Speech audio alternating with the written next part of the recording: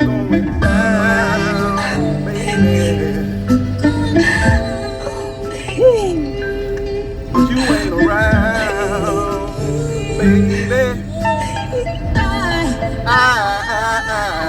I'm going down, baby. I'm going down, baby. Oh, ain't around, baby. My whole life upside down. Sleep don't come easy. Going down. Woo.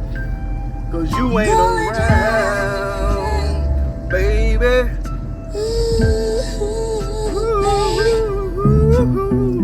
Don't wanna live if I can't give my love to you. I'm so blue, going down, baby. going down. Cause you ain't around. You ain't around, Woo. baby, baby.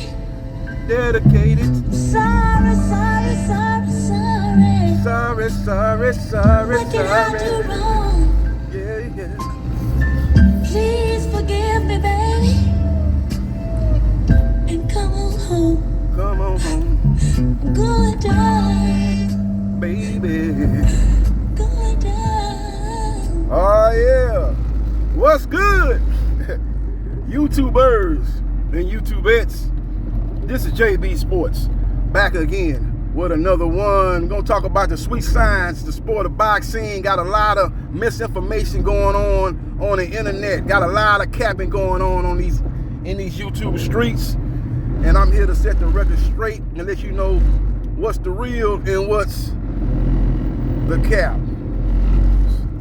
And all these stories coming out saying that we're gonna get Jaron Boots-Ennis to take on Virgil Ortiz, and that's going to be a big fight on the February 22nd card. Now, from what I'm hearing, they're in preliminary negotiations, and I'm hearing that the deal's going to have to get done. If it's going to get done, it's going to have to get done in the next couple of weeks. In 1.5 miles, use the left 2 lanes to take exit 40C for I-610 West. Second card, but it won't be against Jaron Boots-Ennis. Well, my intel is also telling me that IBF heavyweight champion Daniel Dubois will be taking on top 10 contender in the IBF, Dubois-Ajagba. That will be the fight on the February 22nd card.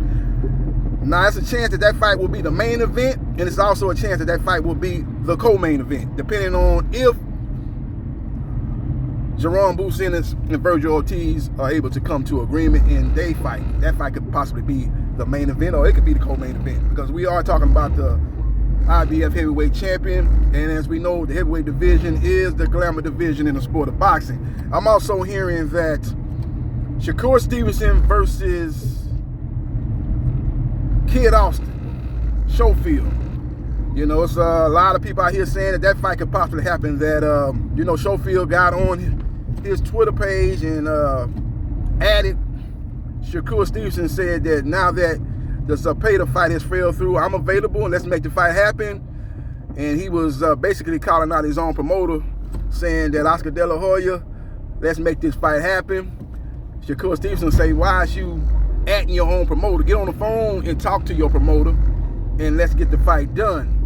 With all that being said, Golden Boy Promotion is not going to make the Schofield fight for Shakur Stevenson, because Schofield is not ready. Schofield is ranked in the top 5 of the WBO, WBC, WBA, and IBF, if I'm not mistaken. So he's definitely in the rankings qualified for a title shot, but he's a guy that's very, very green. His last couple of outings have not been impressive. He's had shaky moments, but he's able to win those fights against C-level competition. What you gonna do when you get in there with a guy that's A-level? A guy like Shakur Stevenson, who's been in there with a lot of big names and a lot of top-notch opponents, and you haven't even been in there with a B-level competition, let alone A-level competition, and a guy in Shakur Stevenson that's one of the most defensively special fighters in boxing. So I don't see that fight being next. I don't think Oscar De La Hoya is going to make that fight next. I think the fight that Golden Boy actually want to make for the future is Williams Zapata versus Kid Austin. I think that's the fight they want to make maybe in a year or two. They're not going to try to make a fight between Schofield, get him beat against a guy that's fighting up under another promotional company. They're not going to do that. Even though they fighting on the same platform in the zone, it's two different promotional companies. You got Golden Boy promoting Schofield, and you got Matchroom promoting Shakur Stevenson. And the fight is not big enough where those two can come together and everybody can eat. It's not a big enough fight. So I think they're going to try to groom Schofield to take on Williams Zepeda. They're going to try to get Zepeda a title shot and get him a belt. They're going to try to make Zepeda versus Schofield.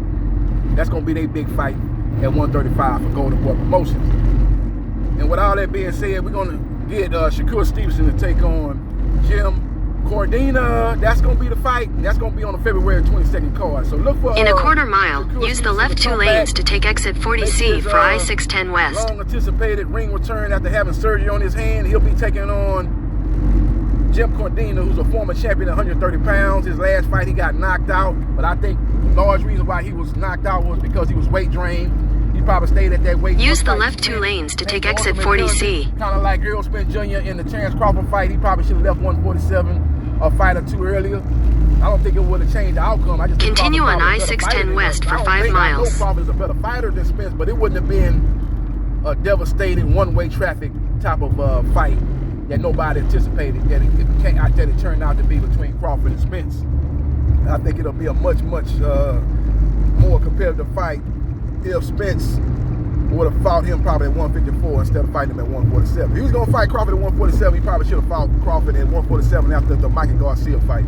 Because that really was the fight where I started seeing that Errol Spence Jr. wasn't quite the devastating finisher that he was before that fight. So we will see what happens, and we will see what transpires, but that's what I'm hearing for the February 22nd card. Daniel Dubois versus Ajagba for Dubois-Ajagba Heavyweight Championship. We're going to have the WBC lightweight champion Shakur Stevenson defending his belt versus former 130-pound champion Jim Cordina. A lot of people gonna hate on that fight, but there's not too much difference between that fight and Tank fighting Lamar Roach. Tank fighting the champion from 130. Shakur's fighting a former champion from 130. So if you put Jim Cordina in the ring with Lamar Roach, who would be the favorite in that fight? I'll probably give Roach a slight favorite, but it wouldn't be no prohibitive favorite. It wouldn't be no, Mike Tyson, Buster Douglas favorite. It wouldn't be nothing like that. It would be maybe 55-45, 60-40 in favor of Lamar Roach. With all that being said, people are going to try to hate on Shakur fighting Jim Cordina, but they're going to try to praise Tank for fighting Lamar Roach, so they're going to try to excuse Tank for fighting Lamar Roach, saying that, well, he was trying to fight Loma, but Loma wasn't available. Loma wasn't motivated to train. That's the fight we wanted to make. That was the biggest fight at 135, so we had to go to Plan B. Well, Plan B could have been better than Lamar Roach, a guy coming up from 130 pounds. You could have called Top Rank to see if you could have fought the other champion at 135 at Berenichek. I know Shakur Stevenson had surgery on his hand, so he wasn't available. But now he's available, so why don't you revisit talks with him? You said that you reached out to him before, and the fight didn't happen. Allegedly, I don't think they ever reached out to Shakur Stevenson to try to make a fight. I think they probably called Shakur one time and asked him was he interested. He said yeah, and they never called him back. That's why I think how them negotiations went. I don't think they were really interested in making that fight happen, especially after one of their top fighters in Errol Spence Jr. got skull drugged by Terrence Crawford. They not trying to put Tank in a 50-50 fight this early in a 6-fight deal that he just signed with Amazon Prime. So we will see what happens, and we will see what transpires. But February 22nd, we got Daniel Dubois versus Ajagba for Dubois-Ajagba heavyweight title. We got Shakur Stevenson versus Jim Cordina for Shakur's WBC lightweight title. And we also have Carlos Adames fighting against Sharice for Adames WBC middleweight title. So it's a solid card.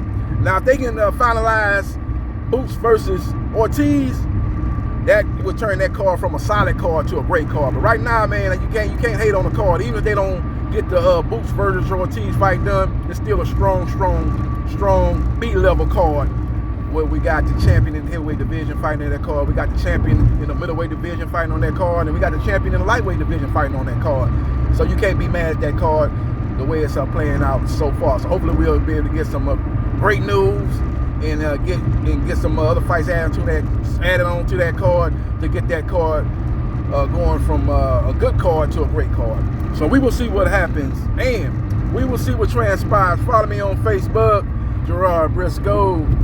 Follow me on Instagram at JBSports3303. Follow me on Twitch at BriscoeJosh77071. Follow me on TikTok at JB Sports New Media. Follow me on my YouTube channels at JB Sports The Man, The Myth, The Legend 9656, and at JB Sports The Man, The Myth, The Legend 8000. And like, share, and subscribe to JB Sports The Man, The Myth, The Legend. And I holla.